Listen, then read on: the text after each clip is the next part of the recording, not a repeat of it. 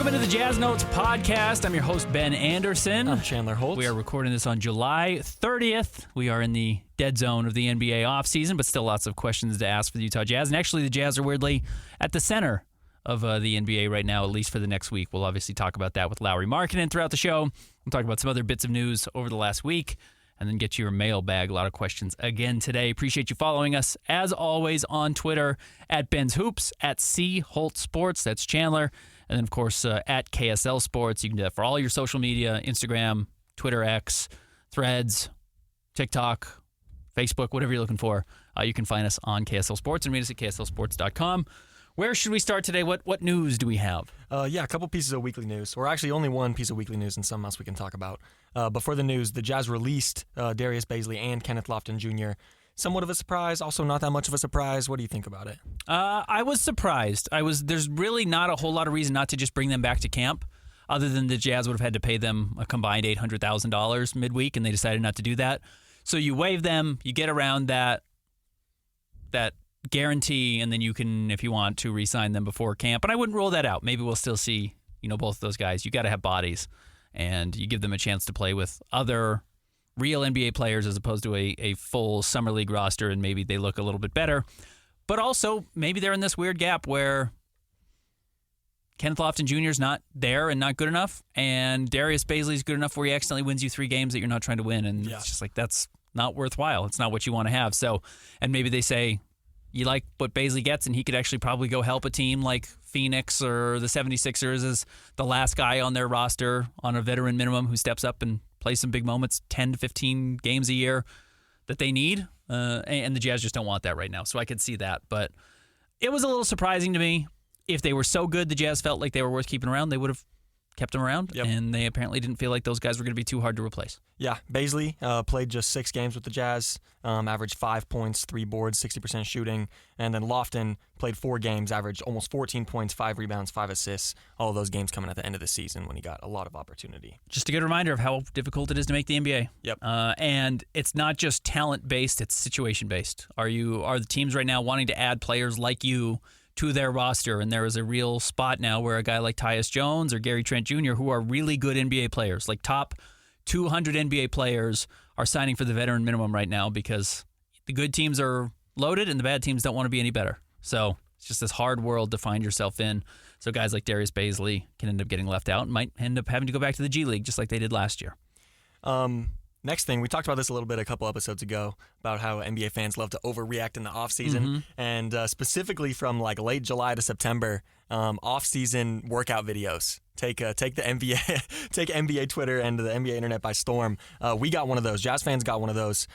Showed up sort of a beefed up Markkanen, throwing down some dunks, and then also Keontae George made his way out to Finland to work out with Lauri. I think probably the biggest aspect is that Keontae went out there, actually. I think that's the bigger tell there, is that, the Jazz don't control what every player does in the offseason, but they certainly orchestrate some of these things and say, hey, we'd like you to go to California, and these trainers will be there, and this program's out there, and you can work there.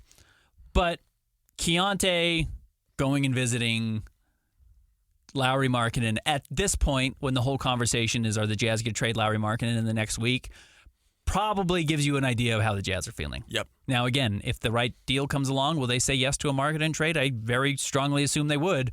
I don't think the right deal has come close necessarily. If the Jazz were like, hey, we just got to hammer out the last few details, pick swaps or something coming up before the 6th, I don't know if we would have seen Keontae George out there. Keontae making a trip to Finland, which is not a short, easy jaunt, is a pretty significant investment. Yes. And also with these offseason videos, right, sometimes you'll see Ben Simmons nailing threes or Mitchell Robinson showing off his dribble moves. But I think just showing a stronger, bigger Markkanen is something that like Jazz fans can actually be excited about. It's not something that will not be there when the season starts. And it's also interesting because what does it say about how they want to use him? Yeah. His workout plan changed in Cleveland, where Chicago had him getting a little bit bigger, a little bit bulkier to play in the front court. And in Cleveland, they said, well, you're going to be a 3 because we have Evan Mobley. And who's their other big guy? Jared Allen. Yeah, they were just like, yeah, we've got 2 7-footers already. So you're going to be our 3rd, but you're the most athletic of those, so we're going to put you on the perimeter, so you need to slim down. So he slimmed down, and now he's back to playing a little bit bigger, but he has been dealing with kind of nagging shoulder injuries and stuff like that, and maybe the Jazz just said, hey, to prevent that, we want you to get a little bit stronger. We want you to get a little bit bigger, and we'll focus in on that. And he didn't really get a chance to do it last year because he was in the military over the summer. So he actually has an opportunity to work on his body, maybe in the mold the Jazz view him. And, maybe he can play more small ball 5. Maybe he can play more 4. And, I think the best players in the NBA are these rangy wings that can have the ball in their hand and score and dribble and attack. And the Jazz have talked about that a little bit with Lauri. He's not a guy who's going to back out at 25 feet, though, and then attack off the dribble. They started trying to put him more at, like, the nail and operating in more of a, not a Draymond Green sense, but, catch the ball in the middle of the post and be able to make reads off of it.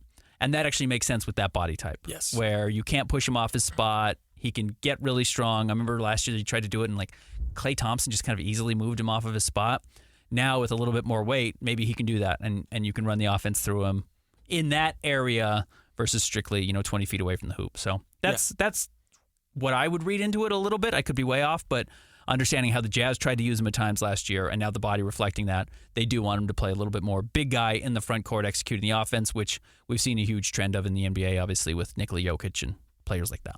And what I really like about this, if you have a bigger Markkanen, I like the idea of Taylor Hendricks at the 3, Lauri at the 4, and of course, Taylor and Lauri can switch between 3 and 4. That's sort of just position names, nothing more than that. And then whoever you want to put at the 5, John Collins or Walker Kessler, I think that could be a really good front court. And that could be part of it as well. My first thought when I saw it was, I wonder what that means for Hendricks, because what we've seen from Taylor so far is he looks like more of a 4-5 to me, because it's just not.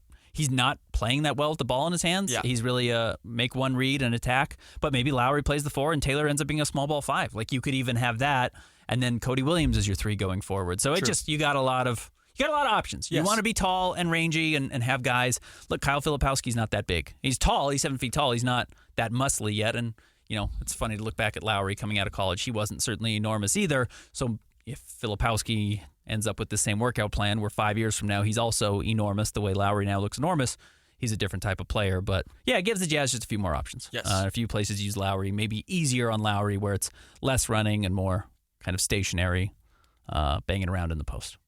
That could be beneficial. But I thought that was big. I thought, again, going back to having Keontae George out there was a pretty significant sign that the Jazz see those two as major pieces of their future, and I would expect both of them to be on the roster a week from now. Certainly Keontae. Yes. But August 6th coming up is when Lauri Markkanen can sign his deal, and I think he will. Yep. All right, you want to take a quick break? Yeah, let's take a break. We'll come back and get to the mailbag. Pretty quick and short on Jazz news. Oh, we should add one more thing. We've been asked about it a few times. The Jazz documentary is going to debut. It finally has a date, August 10th. Okay. It is going to be coming out. I've gotten several questions in the mailbag about this in recent weeks. When's this 50th anniversary documentary going to come out? August 10th, 5 p.m. You can actually go watch the debut of the documentary at the Delta Center. Awesome. If you want to be a part of it. But after it airs at the Delta Center, it will be available for free on YouTube. So if you don't make it down to the Delta Center, you can watch it after that. That's the last little piece of news I should throw out there. Yeah, let's take a quick break. When we come back, we'll get to your mailbag. Stick around. More Jazz Notes coming up next.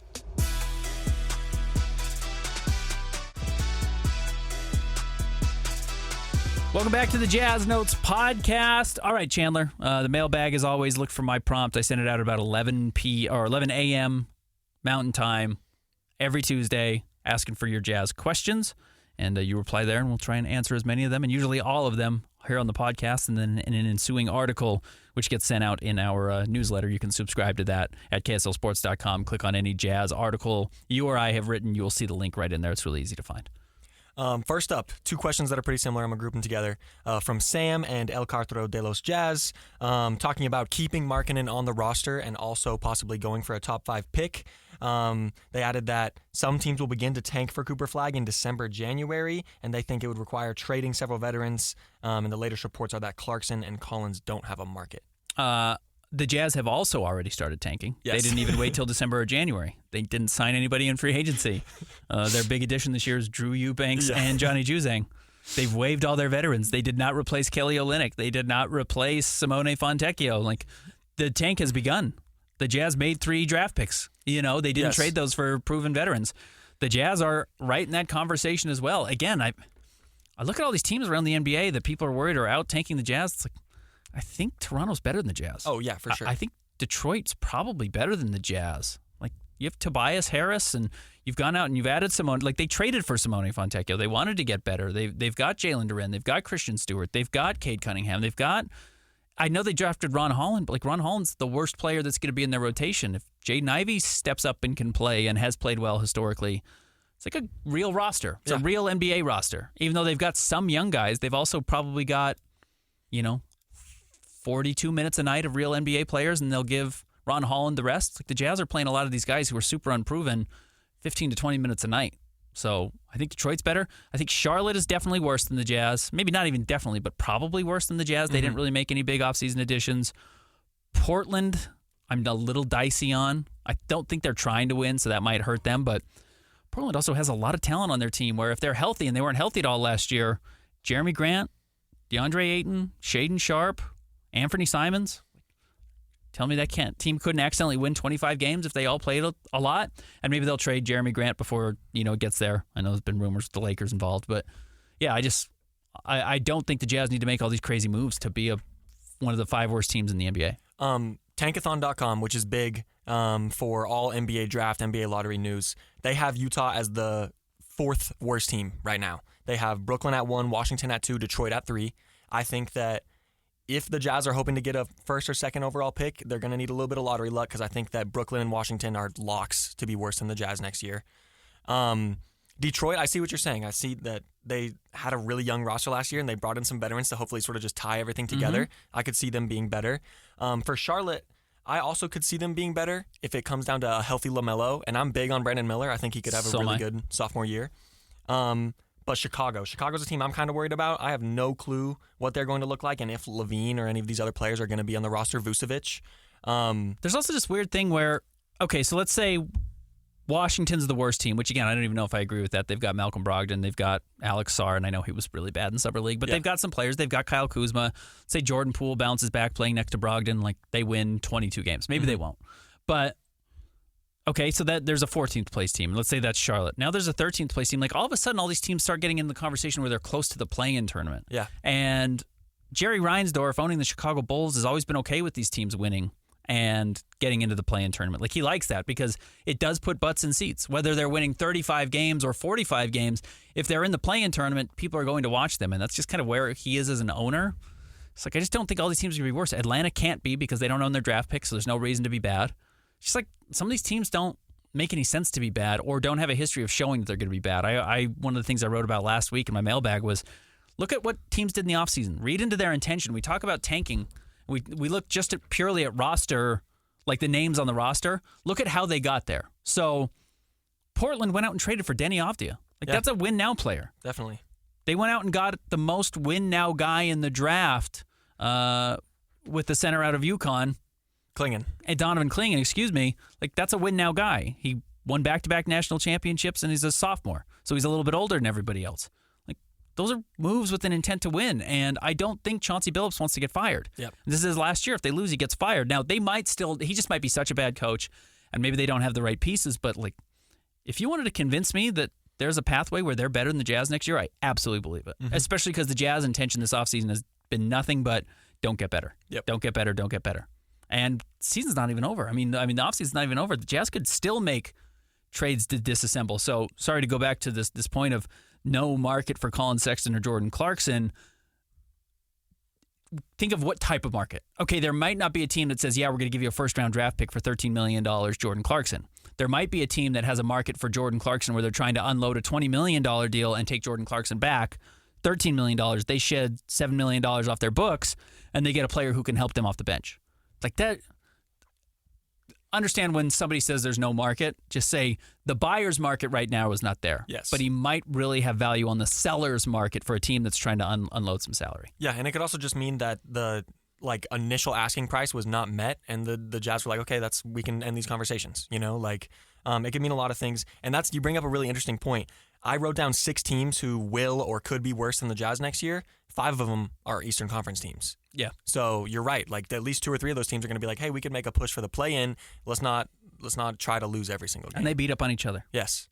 They're going to. Yep. And they're going to win games by playing each other 3 and 4 times, where the Jazz are playing this brutal West schedule 3 and 4 times. And yeah, you lose to the Lakers 2 out of 3, and you lose to the Clippers 2 out of 3, and maybe you even drop 1 or 2 to Portland. It's just like that's how those really add up easily, and then you never win a game on the road because bad teams don't win on the road, and you don't you don't sweep Washington this year. It's kind of the pathway of how those things work out. I actually want to get your opinion on that. Do you think that the Jazz will be the 15th or 14th team in the West this year? I'm looking at the teams who finished below them. I think San Antonio and Memphis, of course, are going to jump the Jazz. And San Antonio's better. Yes. Yeah, San Antonio's definitely better. And intent. Yep. Their intent is to be better. Is it just Portland? Whatever happens in Portland determines if Jazz are 14th or 15th? I would think so. And there will be some random team that maybe falls apart a little bit, but even then they have so much more room to fall apart than the Jazz do. The Jazz don't have a lot of room for error to be absolutely awful next year. And you could play John Collins, Lauri Markkanen, Jordan Clarkson, Colin Sexton, all very normal minutes. Let's say they all play 30 minutes a night, and you're still not getting to 240 a night. You're still relying on Keontae George, Taylor Hendricks, Cody Williams, maybe Isaiah Collier, maybe Kyle Filipowski, maybe Bryce Sensabaugh to play games. Like those guys can't help you win right now. At least at the end of the season on a big enough sample size, they're not helping you win more than they're helping you lose. So at best, they're a net zero. Well, how many games are just John Collins, Jordan Clarkson, Lauri Markkanen, and Colin Sexton helping you win? John Collins might be a net zero player. His fit doesn't make sense in the NBA right now. The Jazz haven't figured it out.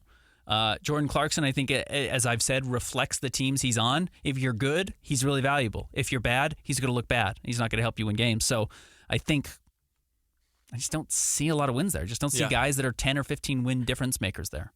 So. And one of the biggest storylines with the Jazz being bad and all this Markkanen talk is, can the Jazz be bad and keep Markkanen? Like, Markkanen isn't going to have the 2018 LeBron James or James Harden treatment. He's not going to be reaching 40 minutes every night. I think that 30 to 35 is probably where he's going to be.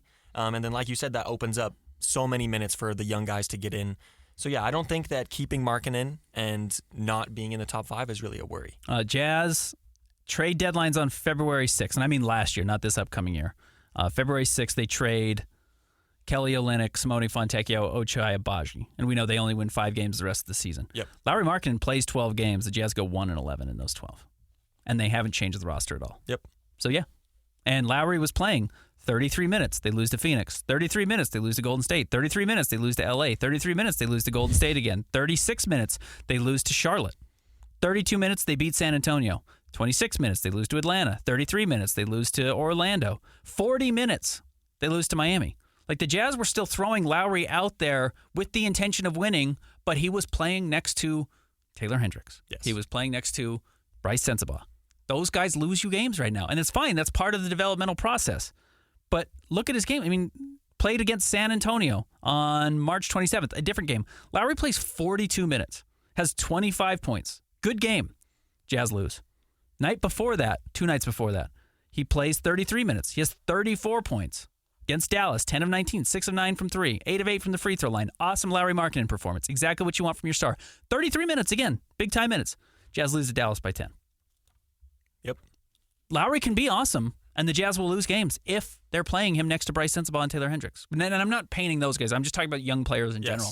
Keontae George, Cody Williams, Kyle Filipowski, Isaiah Collier. Like, it's really easy to do. Yeah. You can undo all the goodwill Lauri Markkanen. Goodwill is a bad word because you're going to think I'm saying he's unhappy. You can undo all the winning plays Lauri makes by following it up with bad plays by young players. Yes. Really easily. And the other thing is it's not even just the young players. Like, you're going to have at least a handful, if not a solid percentage of Jordan Clarkson games where he's hurting the team with his turnovers and shot attempts. And then, like you said, John Collins is a net zero a lot of nights. Yeah. So they're minutes. They eat minutes. And, I really liked what Colin Sexton did last year, and we'll see if it translates to actually winning. But those guys can all play well, and if you're surrounded by 6 young players in the rotation, you're going to be really bad. Yep. And so, yes, I think the Jazz are going to be really bad, and I think they're going to hold on to Lauri and be really bad and then try and turn it around. Next question here from Corey, and more of something to give our opinions on than an actual question. Never understood the Golden State trade rumors, as in you're not trading Lauri for Pods, Kuminga, and picks. You're actually trading Lauri and Keontae's development and Hendricks' development and probably the rookies for Pods and Kuminga. I almost think it was never a serious option. I would disagree. I do think it was a serious option. It might tell you how much they view Pods or how much they don't value some of their own guys or still have question marks about them. Like these guys, none of these guys are proven. If 3 years from now we look back and say, yeah, that Keontae George never panned out, it's not going to be like the craziest.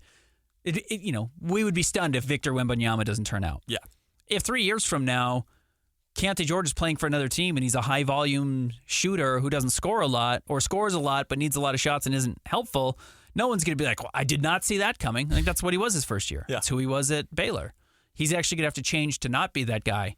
And Brandon Pajemski looks a lot like he did at St. Mary's, where he was a really efficient scorer and rebounds really well. He's a pretty decent defensive player.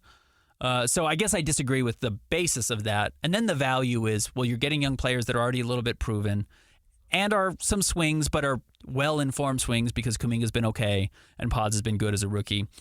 But you're getting the picks hoping that Golden State absolutely falls off a cliff in 2 years, and then you have potentially top 5 picks without having to have bottom 5 seasons when it comes to winning. Yeah. And a lot of teams aren't offering 5 picks, 4 picks, like it sounds like Golden State was able to do. So I do believe the Golden State rumors. I would strongly believe the Jazz wanted everything, though. Yeah. And maybe even more than we have heard of.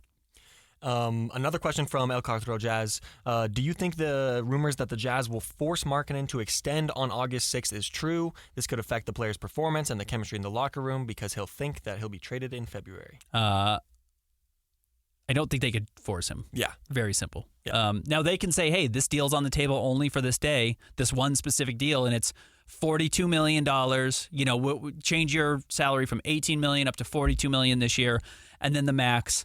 And if you wait until tomorrow, it's $36 million or $32. I guess they could do that. I would be surprised if they wanted to really play hardball with him like that. But you have some leverage, I guess, in that situation. You don't have to offer him more money. Yeah. They don't have to. But it would be silly to put themselves in a situation where if he signs it on the 7th, they've undone all their goodwill with him and can't sign him for a year. But I also have said this over and over. I don't think you trade Lauri Markkanen in season unless some team absolutely lines up. But Mikal Bridges was not tradable last year in the Nets' eyes, and then they traded him in the offseason for 6 first-round picks. Generally, teams don't make blockbuster trades like that during the regular season. And we've seen, Pascal Siakam change teams. Did Indiana or did Toronto get enough for Pascal Siakam? They got Bruce Brown. They got 3 picks. One of them got redirected to the Jazz. I don't know. Maybe it wasn't enough of a package. So I'm not sold that even if the Jazz were to sign Lauri on the 6th, that they would feel obligated to trade him before the end of that. I think even if he was on the team and they wanted to lose more games, they would just bench him and then still trade him in the offseason and probably get a bigger package. Next question here from Josh Likes Jazz. What small event in Jazz history would you change that would make the biggest impact today? Now, looking at a small event making a big impact, it's kind of hard. I feel like you could look at a lot of draft things, and that's what I did. I went back to the 2021 NBA draft. The Jazz had the 30th pick. They ended up selecting Santi Aldama, trading him to Memphis. But my small event is keeping that pick and then drafting Herb Jones, who was taken 35th. And if you don't get Herb Jones, there's also Miles McBride at 36, Ayo Dosunmu at 38, who are both rotation NBA players now. And we can obviously go back to the Udoka Azubuike draft, which it was 2020, infamously one of the worst draft picks in Jazz history. He goes number 27 overall. Jaden McDaniels goes 28, and Desmond Bane goes 30. Oof. Desmond Bane next to Donovan Mitchell and Rudy Gobert is about as perfect a fit as you could find. Yep. Great defensive player, secondary ball handler, dead-eye three-point shooter, great locker room guy, like everything, leader, everything you needed. So the Jazz just absolutely devastated themselves with that selection. That was one of the worst selections. But those are kind of low-hanging fruit. So I'm going to move on from they drafted Raul Lopez over Tony Parker. You blew that. That was a mistake. I'm going to go back to a bigger thing. So it wasn't necessarily a small event, but 03-04, John Stockton, Karl Malone move on. Jazz are expected to be the worst team in franchise history. They win 42 games, and they highlight Andre Kirilenko, and he becomes a max-level player before everyone was just getting the max. It was really kind of a debate of how many guys should get the max in the NBA. Pau Gasol had signed one in Memphis. Everyone's like, well, Andre Kirilenko is just as good as Pau, so give Andre the max. The Jazz don't tank. They don't end up as the worst team in the NBA. Worst team in the NBA that year had the number 1 pick, ended up being Dwight Howard. So you go into this season and it was one of the most enjoyable seasons in Jazz history. Every Jazz fan will tell you that team so far exceeding expectations, maybe Jerry Sloan's best coaching performance, was enjoyable. But I would have to even go back and look at like what draft pick they had that year. I'm sure it was awful. Like I could pull it up, but you don't end up with I know exactly who it was. They end up with 2 lottery picks, or I think one of them was 14, one of them was 16. So 1 lottery, 1 early mid first round pick, and you end up with Kirk Snyder and Chris Humphries. Ooh. So instead of Dwight Howard, potentially. So yes, that's a huge mistake. And yes, you got 42 wins. And it ended up being okay because you get Carlos Boozer that offseason because you looked like a good team. And actually, maybe that's the argument for it is Boozer was sold on your Jazz team because you had won 42 games and he wants to come in and play next to AK. Then you're bad the next year and you get Darren Williams and it works out. I could make that argument. But Dwight Howard would be really helpful. Yeah. Or that year, if we just want to talk about bad draft picks, I don't remember the exact order, but it's something like this. 14, the Jazz draft Chris Humphries. I think number 15, Al Jefferson gets drafted. Oof. 16, they draft Kirk Snyder, who ends up going to prison for breaking into his neighbor's house. 17, Josh Smith, Jace Move from Atlanta gets drafted. Like, literally the exact same positions. Yes. Jazz took a power forward in Chris Humphries. Al Jefferson was a power forward the next spot and was much better. They take a small forward in Kirk Snyder. Jace Move gets picked next. Josh Richardson, both high school guys coming right out of high school, and ended up not being great, but having longer NBA careers than the guys the Jazz did choose. So Al Jefferson is underrated. Yeah, and made an all I don't know if he ever made an all-star team, but he made an all NBA third team one time as a center in Charlotte, which is funny, and obviously did his time here in Utah. But 03-04 is one of the most consequential because highlights AK, he gets the max contract, Ben Ouja falls on his knee early the next season.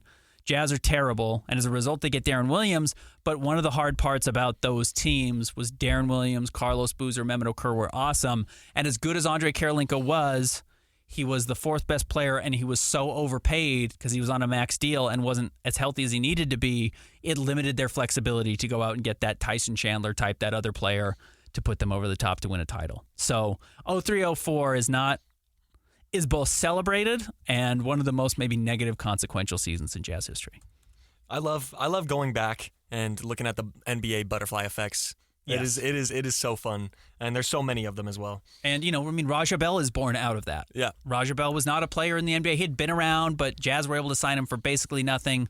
He comes in and becomes a real guy and was a very consequential player in the NBA for several years after playing so well in Utah that season. So a big year, an important year, and maybe one of the most butterfly effect seasons we've ever seen in Jazz history.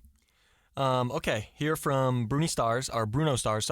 Besides making the cap look their preferred shape, what was the functional reason for signing Drew Eubanks? Adding toughness, leadership? Is he a backup 5 or to use on nights when the Jazz are resting rotation bigs?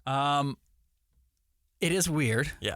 It still remains a little bit a man without a country. I just don't know what was going on there. I have some theories, and maybe this is just a little bit too much of a tinfoil hat, but it's it doesn't let Walker Kessler sit back and just feel like, well, I've got this role wrapped up and I don't have to try hard. Maybe it's actually somebody who is going to teach Walker Kessler some things behind the scenes, make him work hard in practice, kick Walker's butt a little bit just by trying harder. That's what Drew Eubanks does. He's a real good try-hard player. He really puts in a lot of energy. And when Walker plays hard, he's really good. So maybe he picks up some of that. I mean, that was kind of my, let's go beyond he's the third center replacing Omer Yurtseven. What does it actually mean? What are they trying to do there? And a little bit it's a shot across the bow of Walker Kessler, or it's getting Walker Kessler to work a little bit harder. And then, again, because we are so early in this process, even though I think some people would roll their eyes because the NBA offseason's almost a month old now as of, Thursday? Friday, I guess, was when the calendar flipped July 1st, and now it'll be August 1st. But the Jazz offseason kind of hasn't started. The Jazz were waiting to figure out what happened on August 6th, and then they will do the rest of their work. What's happening with Lauri? What does his future contract look like? How much money does he tie up in salary cap that they had to use this year that they had reserved for him? And then after that, when do they start making moves? And so again, going back to this idea of Jordan Clarkson's market, it's the Jazz haven't done a lot of work yet. I mean, Jordan Clarkson's market might explode right after they sign Lauri because the Jazz, like they said, are willing to take back $30 million contracts and sending out 13 or $20 million and sending out 13. And, you look at what the Clippers were willing to do. They traded Russell Westbrook to the Jazz, they paid his full salary in cash to Utah and gave a second-round pick swap because they wanted to have more salary cap flexibility and be over the salary cap, over the luxury tax, but under the first apron. Are other teams going to want to do similar things? And the Jazz are going to be one of the few teams that have any financial flexibility to do it. So all of a sudden, this market really expands for the Jazz. And yeah, if you're trying to get out of $20 million, $10 million, $3 million, the Jazz are the only people with salary cap space to work with. So the Jazz offseason hasn't really started, is what I would tell fans. So Drew Eubanks, sorry to get back to this full circle, is this weird addition early on, but I'm not really buying into anything or reading too much into what the Jazz have done yet outside of the draft, and because they have been on hold waiting for Lauri and this deadline on August 6th. It's not even a deadline. It's a chance to open up their opportunities, and then we will see what they go from there. More on Eubanks. Another question here from Jimbo Slice. How big of game is Drew Eubanks, and what is left in free agency? He's chuck steak, whatever. What's the cheapest thing you can get in Texas Roadhouse? Roadkill or whatever they call it. And that's being mean to Drew Eubanks. I don't mean it that way. He was, a very low priority center. Yeah. Now, look, if the Jazz didn't sign him, he would have signed somewhere else. And I am not ruling out the idea that if the Jazz re-sign Lauri, which is what I expect and have been expecting for a long time, I've said that a lot on this podcast, and have a bottom 5 season next year where they end up with VJ Edgecombe, Nolan Traore, Cooper Flagg, whoever, you know what I mean, whoever these guys are, Ace Bailey. I'm not so sure the Jazz just don't flip the switch and try and start winning next year. Yeah. I don't. If you keep Lauri and you get a top 5 guy next year, I think the Jazz start investing in the team. I don't think they do another year and try and get Cam Boozer. Now, if they trade Lauri, I think you're in for 2 more years of tanking. Yeah. So I would tell you that would probably be what that indicates to me. But if the Jazz keep Lauri, get a top 5 guy next year, maybe even if they don't get a top 5 guy next year, they're going to start investing in the team. They're going to start trying to get winners. And, Tyus Jones is on a 1-year deal. Gary Trent Jr. is on a 1-year deal. Like, you've got all these options to spend. And then maybe actually having this second-year deal for Drew Eubanks makes some sense because he can play. He's a backup center. He's a very serviceable backup center in the NBA. He's not just the third big. I think he's a better player than Omer Yurtseven. So if you want to start winning next year, that actually, and I don't mean this coming season, I mean 25, 26, maybe he's a serviceable player at that point. And you've auditioned him for a year, and then you have first right to bring him back, or maybe he's guaranteed under a contract and you can bring him. There's also, sorry to get long-winded here, have you heard this term that they've been talking about now in the NBA? It's the human trade exception. Mm-hmm. Which essentially, teams are overpaying players with the idea to send them out in trades in the future. One of the examples of this is in Phoenix is Josh Okogie, where they way overpay him and give him $8 million, which is crazy against their luxury tax and their second apron stuff. It's just going to cost them so much money, but they had his bird rights so they could pay him as much as they wanted. But since they can't take back more money in a trade, they have to send out basically exactly dollar for dollar or take back less money. So you overpay a guy $8 million, and then at the trade deadline, the Jazz are trying to unload whatever, Drew Eubanks or what, you know what I mean? Some player who actually has value but is on a lower salary. They can trade that out, lower their luxury tax number, maybe even get under the second apron, take back less money in a deal, and clear cap space. Like it gives them some flexibility, and maybe the Jazz view that as an opportunity with Drew Eubanks as a guy. Not that they need to worry about the second apron, but they could trade for some of these salaries to make it easy for other teams to acquire players. So it's goofy, it's weird. I'm sure there's more to it as far as the Jazz thinking than has been talked about. Next up from Hobo J, how many more years are Jazz fans going to accept 30 wins, the 9th pick, and absolutely no direction? We're about to enter year 3, and very few seem upset, which is insanity. I have something for this. The Detroit Pistons have one winning season, over 41 wins, in the past 16 years. Yeah, it's crazy. Their last time making the playoffs was in 2018-19 with a 41-41 record where their best player was Andre Drummond, and they lost in the first round. Yeah. The Blake Griffin year, right? I think Blake comes over and plays out of his mind and kind of has it ruins his career. Yeah. Actually, he put so much into that season, taking charges still, that his body was toast after that. But no, in 2015-16, they won 44 games. The last time they won 50 or more games was in the 2007-2008 season. Yeah.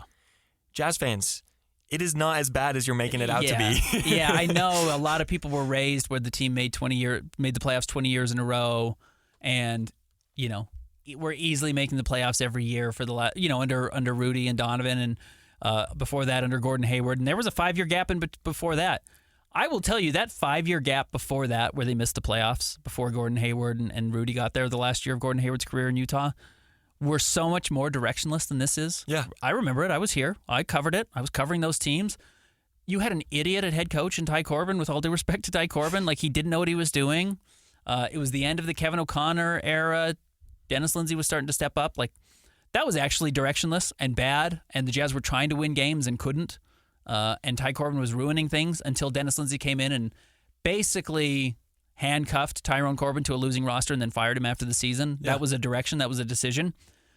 I just don't buy this idea that Jazz don't have direction. They've shown you exactly what they want to do. They are doing it. They are trading away all their good players for draft assets. They are getting worse every year. They have outperformed expectations really the first half of last year with Lauri, and they had to see, like, are we actually good, and do we have to lean into that? They didn't know. That was the one time where I'd say they didn't know what their direction was, because they come out and they win all these games, and they have the best record in the NBA through the first month of the season. It's just like, shoot. Well, I guess you're not in the running for Victor Wembanyama anymore. And they didn't know that. Yeah. And they didn't know what Will Hardy was at that point. So that was a little directionless. And then once they realized midway through the season, okay, we're not actually good, they traded everybody that they could. And then they let Kelly Olynyk continue to build up his value and Simone Fontecchio build up his value, and then they traded him. So I just disagree with this idea that they haven't told you exactly what they're doing and shown you. Just like, believe your eyes. Yes. They are losing on purpose. They have lost on purpose. They want to lose. They don't want to have good teams, but they also don't want to give away good players for nothing. Yes. So that's stupid. You can be assetless and get nothing out of this. And that would be a real disaster, to go from a team that had Rudy Gobert and Donovan Mitchell and Joe Ingles and Bojan Bogdanovic and Royce O'Neal, that all have real value around the NBA, to just saying, well, just give them all up. Just give them away because you're bad. And then you get one Victor Wembanyama. Like, trading 14% chance at Victor Wembanyama and giving up on all of the asset value that those guys had is a bad value transaction. So you're maintaining as much value as you can, milking as much trade value as you can out of that roster that Danny Ainge took over and Justin Zanuck's been running, while still trying to get to the point where you're basically bottoming out and getting that next superstar player to build around. So it's the smart move. It requires more patience than Jazz fans have shown. Danny Ainge has that level of patience, as does Justin Zanuck, and most importantly, Ryan Smith has that patience because he's green-lighted them to do it. But yeah, I just disagree that they don't have a plan, that they don't have a direction, or that they don't know what they're doing. The system is showing exactly what it's designed for. It's operating exactly as planned, and it's going to operate that way again this year. And also, I think except for I'd say they don't get to 30 wins this year. Yeah. And also, I think that Jazz fans and maybe just all NBA fans get caught up by looking at the best case scenario. Like Oklahoma City, they had a 1-year rebuild, right? And now they're out the best team in the West. They have an MVP caliber player. They're a contender. But look at the 25 other teams that have gone through similar situations. The Washington Wizards, from 2013 to 2020, basically, they were between 30 and 45 wins every single year with Bradley Beal as their best player. Yep. That is true no direction. Right. And they kept paying guys and trying to make it better and bringing in mercenaries, and they were terrible. Yes. That is true no direction. They were never going to be a contender with that team, but the Jazz are in a spot where they are building from the ground, right? They traded their 2 all-NBA level players. They got back an all-NBA level player, and now they're trying to build around from the outside of him. And I think that keeping Lauri Markkanen around, you're doing well in the draft as of right now, I would say. So we've talked about this multiple times. Give it another year or two. And I would also push back a little bit on like the Oklahoma City 1-year rebuild, in all honesty, because what's important to remember is before they started this rebuild where they were winning 22 games, they got eliminated in the first round of the playoffs 4 years in a row. Is there anything more frustrating than that, where you're just good enough to make the playoffs and then you get there and you're gone immediately? You're dismissed immediately. It's just like, what are you doing? Yep. Okay, you've got Paul George. Okay, you've got, Russell Westbrook or whoever was on the roster at that time, Carmelo Anthony for a stretch. It's like, okay, so Donovan Mitchell in his rookie season was the best player on the floor against you. Like, okay, that stinks. And you ran it back the next year, and then you ran it back the next year. So you just look at when you've got teams that lose over and over and over. That's kind of directionless. And they did finally choose one and miss the playoffs for 3 straight years, which is exactly where the Jazz are. The Jazz were getting eliminated in the first round by Dallas or Houston or whoever. They got eliminated in the second round by the Clippers. They're going to miss the playoffs for 3 years, and then I think they're going to start their rebuild. And by that point, some of these guys, Cody, Taylor, Lauri, obviously, Colin, are ready to win and step up and help you get back to the playoffs. And that's where Oklahoma City is. So I've never bought the idea that they were directionless or don't have a plan. It's just the plan is less specific than fans want it to be, but that's how everyone works. Oklahoma City's plan was not, well, we know Shai Gilgeous-Alexander's an MVP. Well, nobody knew that. Nobody knew Jalen Williams was going to be a future All-Star when they drafted him 13 overall. And if the Clippers knew that, they wouldn't have traded the draft pick to turn to Jalen Williams or Shai Gilgeous-Alexander. There's some luck involved, and the best laid plans don't always work out. So I don't buy that argument at all. That the Jazz don't have a plan. I've never seen anything that reflected that to me. Next up from the Great Bambus, which tanking teams are set up the best for the future and can start contending the soonest? I want to say, the first tanking team that popped in my head was Portland, just because they have so many guys. Yeah, they have so many guys, exactly, but they don't have the guy, I feel like. They still don't have the guy. Yeah. And I don't think Donovan Klingen's designed to be the guy. Maybe Scoot turns into that guy. But Charlotte, because they have Brandon Miller. Yes. Obviously, San Antonio's not tanking anymore, but they have been tanking. They've got Victor. Yep. That's the best answer. It's hard to not throw the Jazz into this conversation, though, because if you get a top 5 guy, so of the teams that are tanking this year, let's say Washington, Portland, Charlotte, Utah. I don't know about Chicago, maybe. Yeah, Chicago probably in that conversation as well. Brooklyn, obviously. I like Jazz's better situation than Brooklyn. And Chicago. Way more than Chicago. Yeah. Chicago's a disaster. They have more picks than Portland, a lot more. Mm-hmm. So, there's a conversation. There's an answer. There's an argument that it's the Jazz. Yep. Because not only might they get the guy, which you could argue they don't have now if you don't believe that Taylor Hendricks or Cody Williams or Keontae George or Bryce Sensabaugh are going to be the guys. You could also say, well, they've got the best individual player of all those teams, and his name's Lauri Markkanen. And if you get one of those guys this year, one of those top 5 guys, and then you do have Keontae, and you do have Cody, and you do have Taylor, and Kyle Filipowski, and 2 of those guys turn into above-average starters, and then your draft pick this year hits, and then you still have 13 future draft picks. Well, you're pretty stocked. And that is how Oklahoma City's done it. So there's an argument for the Jazz. I would argue for San Antonio because they've got a future potential best player in the world. Yep. And the Jazz don't have that argument right now. But Jazz are in the conversation. They've certainly not been a disaster. Last question here from Dre Matashaw. Locke mentioned Nikola Vucevic as a name looking to be salary dumped. The Jazz like keeping their books clean and flexible, but I'm a believer in playing your young guys next to good NBA vets, which Vucevic is. Is there any chance the Jazz take on a salary dump for any vet? I disagree that Vucevic is a good vet. He's bad now. Yeah. He was good. His first year or 2 in Chicago was good, and of course his Orlando years were good, but recently, I agree. And he averaged 18 points last year. But he's down from shooting 40% from 3 on 6 a game to 29%. He's a borderline disaster. And some of that's because Chicago was so bad last year. And he still averaged 18 and 10 and 3 assists. So, he can do some things, but he's not Vucevic that once was. And he's 34, and clearly his athleticism is even a step further down. But yeah. Right, that's the type of player you might be willing to take back. Now you're asking for a future first-round pick from Chicago, and they've already got swaps with San Antonio and weird stuff that's out all over the place. So he would come in, he probably would only play 60 games, and you wouldn't ask him to do a whole lot other than lose. And if he's helping you win, you bench him. Yep. You play him in spot. So I wouldn't rule anybody out. Going back to our conversation about Jordan Clarkson not having a market, I would just say that in the right situation where you're giving away maybe a player who you think is going to win and you're getting fewer wins by taking Vucevic back. If you think Jordan's going to accidentally win you too many games or John Collins is going to accidentally win you too many games, sure, Vuce would make some sense. But I wouldn't add him to the roster with Colin Sexton and Lauri and Jordan Clarkson and, whoever to win games right away. I think you're making sure you're sending out players who help you win if you're taking them back. You're staying at a net negative. That's where you're trying to be. Yep. Thank you guys for tuning into the Jazz Notes podcast. We will be back next Tuesday.